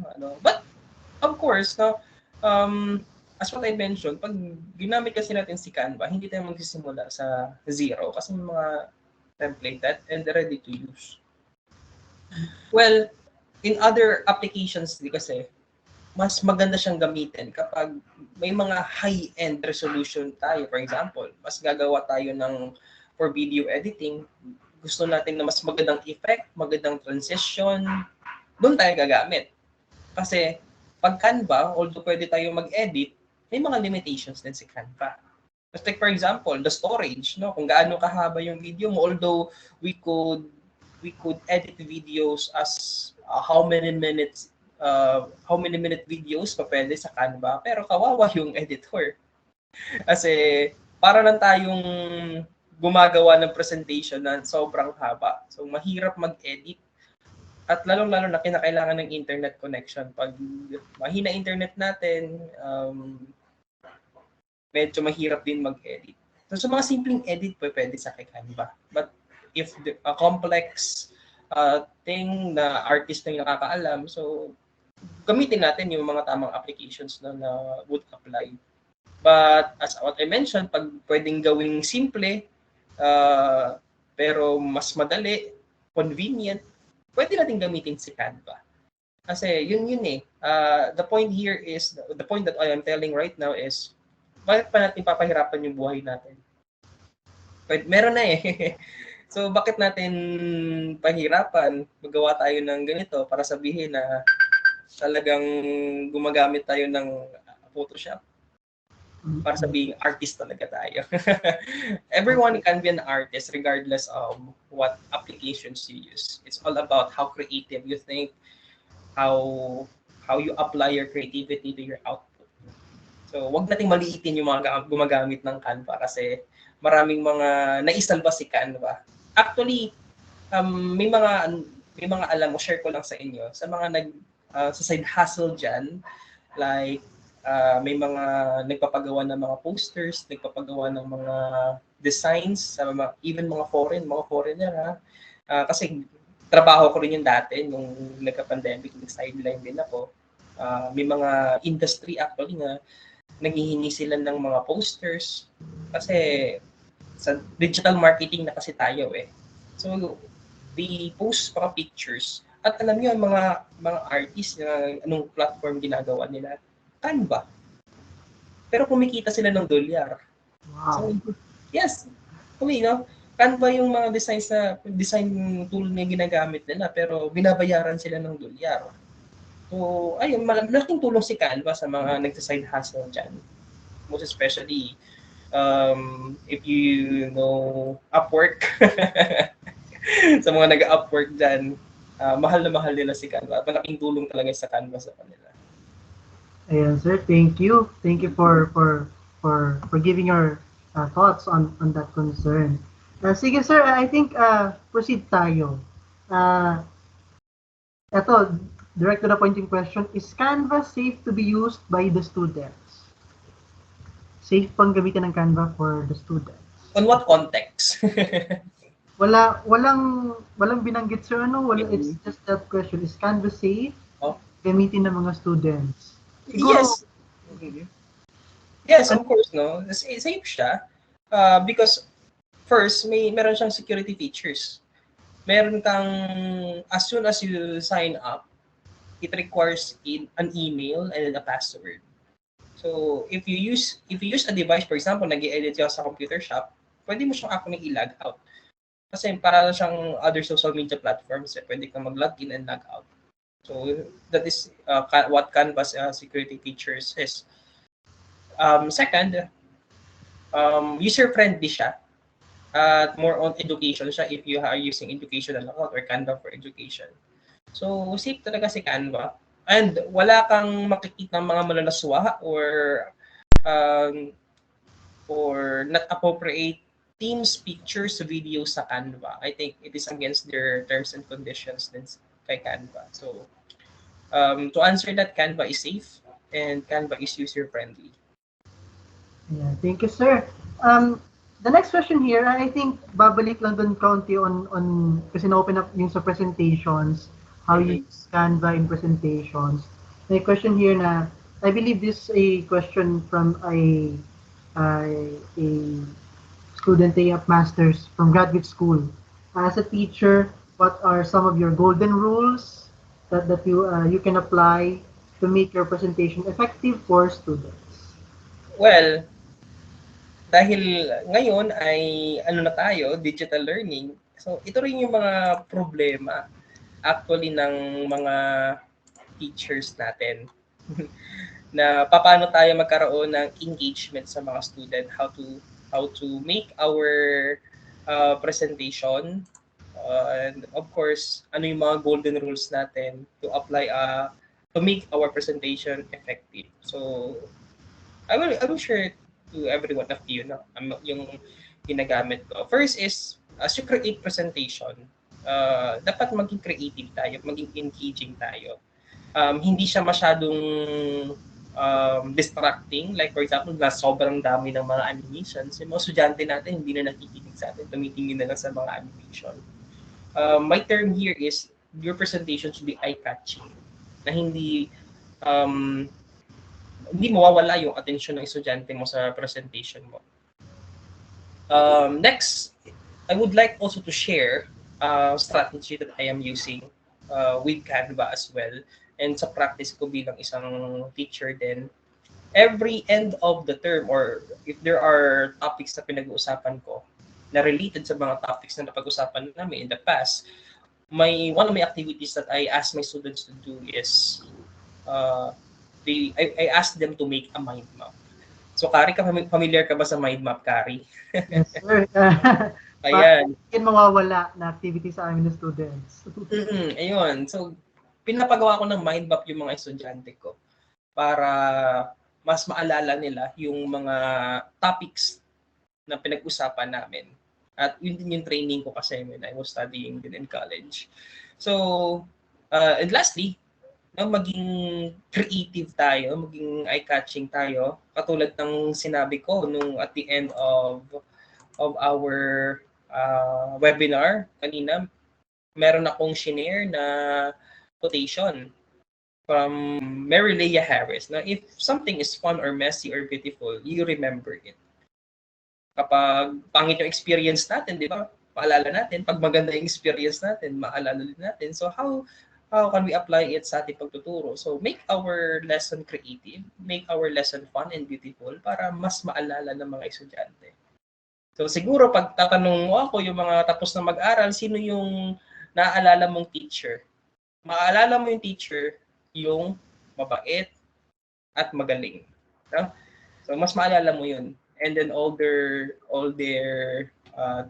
mga tinuro din sa atin, maalala natin kasi may significant effect eh. May nangyari in the past na hindi mo makakalimutan. So, apply din natin yan. Apply that real life experience sa pagtuturo din natin, sa mga materials natin. Make it fun, make it messy, make it beautiful para maalala na yung mga bata. We call that knowledge retention. Carry na. Sa mga education students yan, dapat alam nyo na how to retain knowledge to our students. Knowledge retention. Ayan. Yes. Ayan. Thank you, sir. Indeed, ang pagiging creative, talagang there's, kailangan, action na eh. Pero hindi siya, being creative is not only here, but in the mind, talagang you need to be messy. You need to experiment, kahit mag-kamali, mag-fail. So, I agree, sir, wholly. Dito, sir, these are, sa next set of questions dito sa ating listahan, these are more para mga technical, para mga troubleshooting type of questions. And I think talagang sinadya ko siyang ilagay muna sa taas. I think this is also a frequently asked question aside doon sa how to avail a premium account on Canva. The question here is, naaalis din po ba, sir, ang background ng video katulad po, sir, sa images? No. As what I mentioned, Carrie, di ba kanina, anong difference ni Canva sa mga gumagamit ng mga, for example, mga editing tools? So, yun yung hindi magagawa ni Canva to remove the background. Kasi moving pictures yan eh, moving picture siya. So, wala pang ganoon ka-upgrade si Canva na pwedeng move.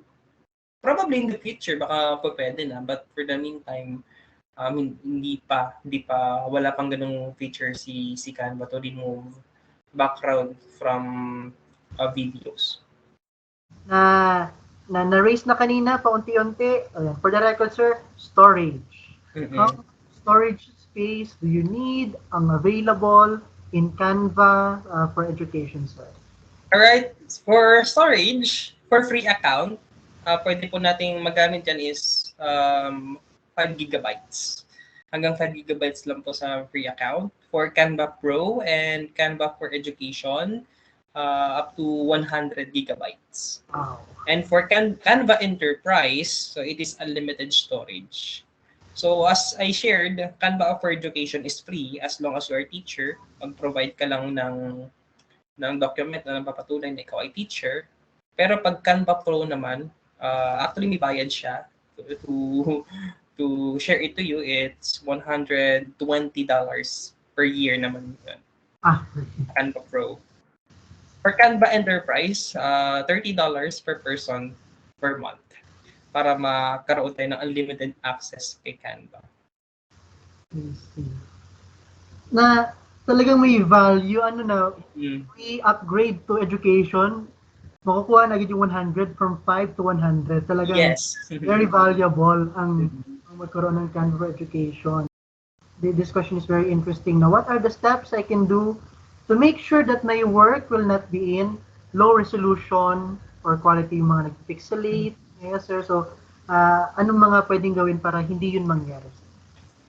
I think si Canva, hindi naman siya as you download it, hindi niya nilolow yung resolution niya. May setting naman kay Canva if you want it to the resolution maximum, pwede po.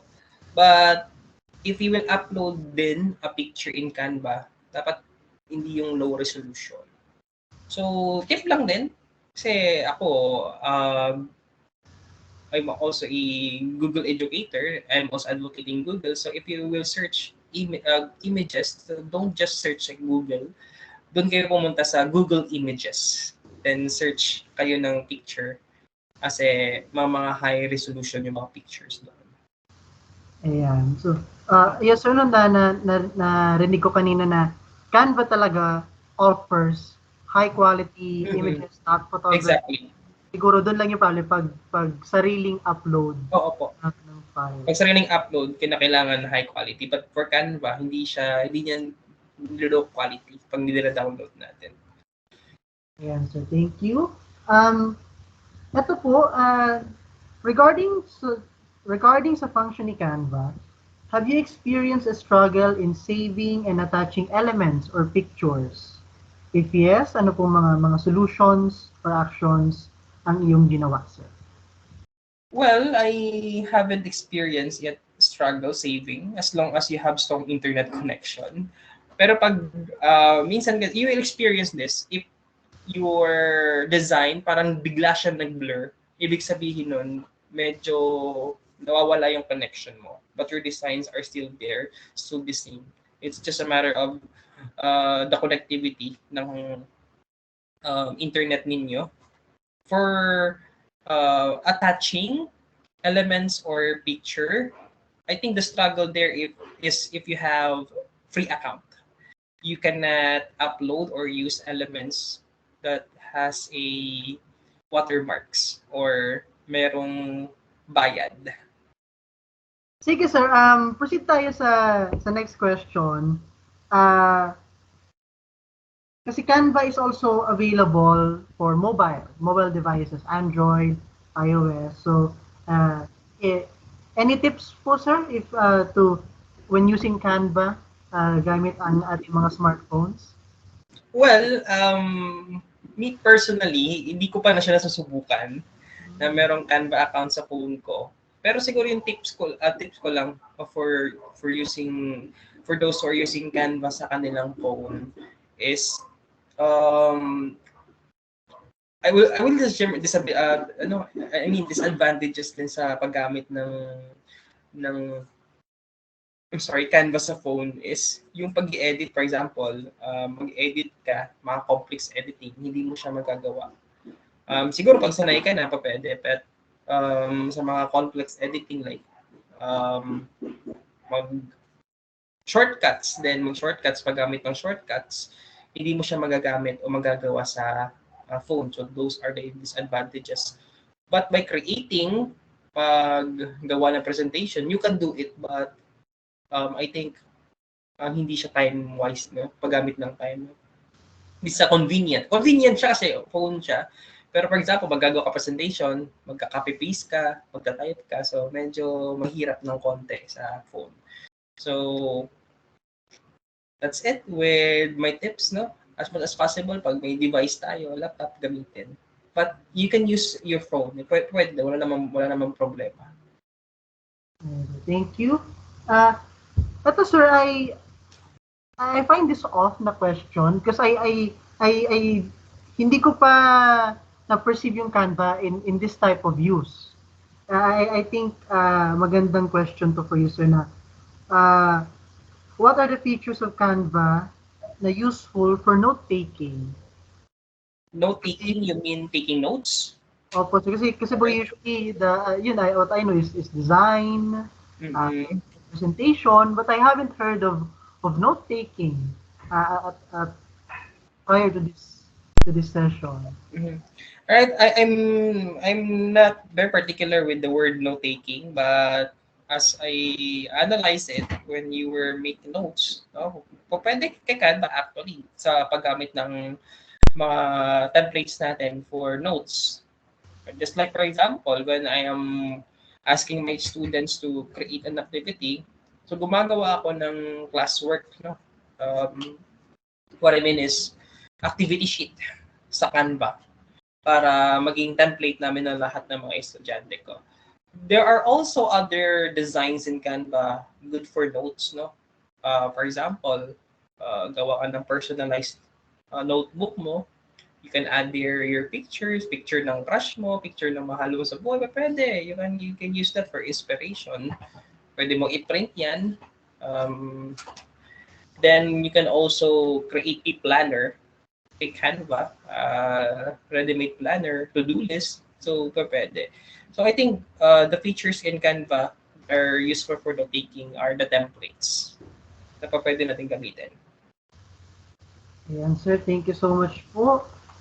I think that's all of the questions here kasi indeed sa mga sagot ko sir na cross out na talaga multiple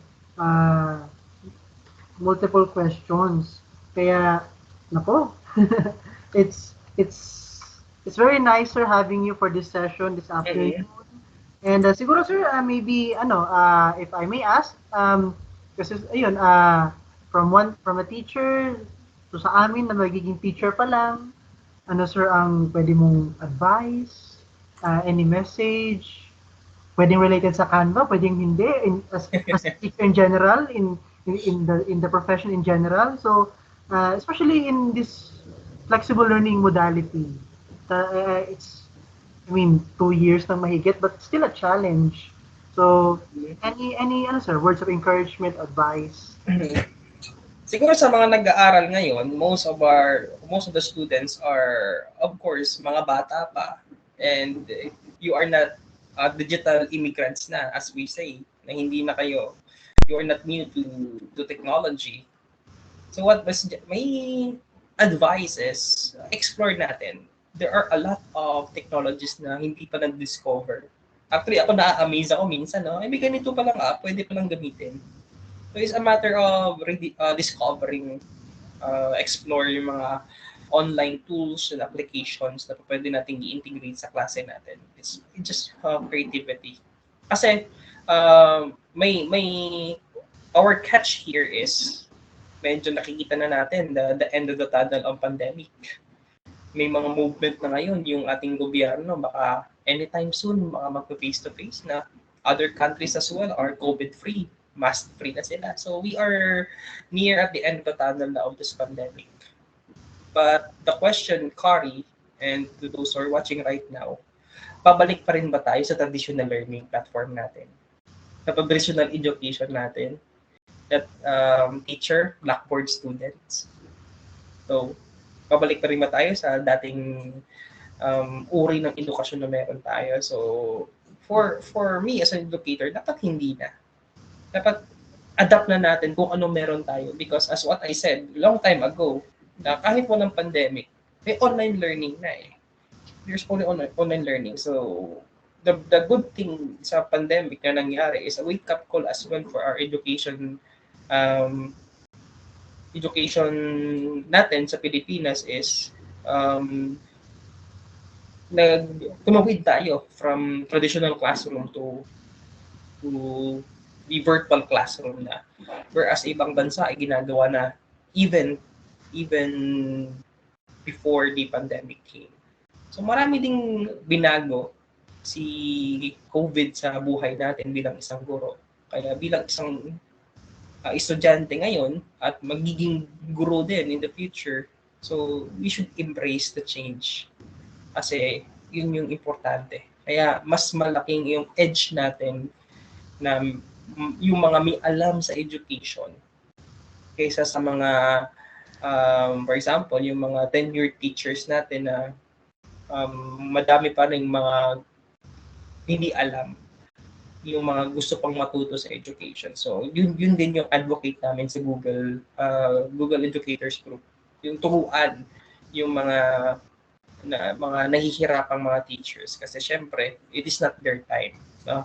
Sa time natin bilang isang, sabihin natin, mga millennials, mga Gen Zs, embrace natin yung technology sa pagtuturo. Kasi, education does not only happen inside the classroom. And even education doesn't happen, happens even without a teacher. Pa pwedeng mangyari yun. So, how to do it? Maging creative lang tayo. Be positive lang. Kaya makukuha din natin yung dream. Dream natin maging isang professional teacher. Ayan, sir. Indeed, what a nice way to close off the session. Sir John, thank you so much po sa mga viewers natin. Feel free to show your virtual love and appreciation kay Sir John sa ating live chat.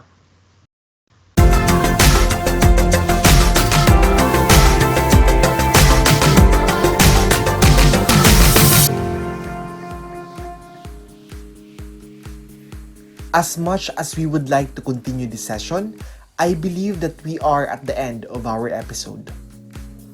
Thank you, Sir Malco, for that wonderful talk. Thank you for showing to us what Canva has to offer to us students and teachers through Canva for Education. For the Council to further show its appreciation, here is Cecil Indaya, BUCE CST representative, to award the A-certificate. Good day, everyone. Allow me to present the e-certificate to our resource speaker for this afternoon's event. The e-certificate reads as follows. Certificate for your appreciation, Republic of the Philippines, BUCE University, College of Education, College Student Council. The certificate is proudly presented to Sir John Marie Malco for imparting valuable insights during the Teacher Techie episode Canva 103, What's in Store in Your Canva for Education account, given this 19th of February 2022. Signed, Cari Dominic A. Abuhiro, Executive Chairman, Teacher Techie, President, BUCE College Student Council. Dr. Jocelyn F. Guyena, Advisor, BUCE College Student Council, College Student Activities Coordinator, BUCE University College of Education. And Dr. Lorna M. Minya, Dean, BUCE University College of Education. To Sir Malco, it is an honor to award you this e-certificate. Ikaw ay isang Tatak Teacher Techie.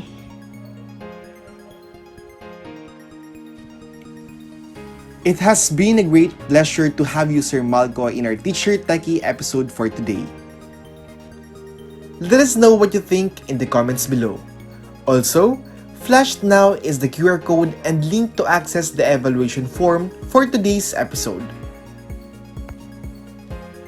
A friendly reminder that answering this evaluation form will serve as your attendance to this event and will also be your ticket in receiving your certificate of participation. The evaluation form will be open for the rest of the next week only, with the dates flashed on screen. The certificate of participation will be distributed 2 to 4 weeks after the closing of the evaluation form link. Before we end, I would like to leave you with a word from Sir Ken Robinson on one of his TED Talks. So I want to talk about education and I want to talk about creativity. My contention is that creativity now is as important in education as literacy, and we should treat it with the same status.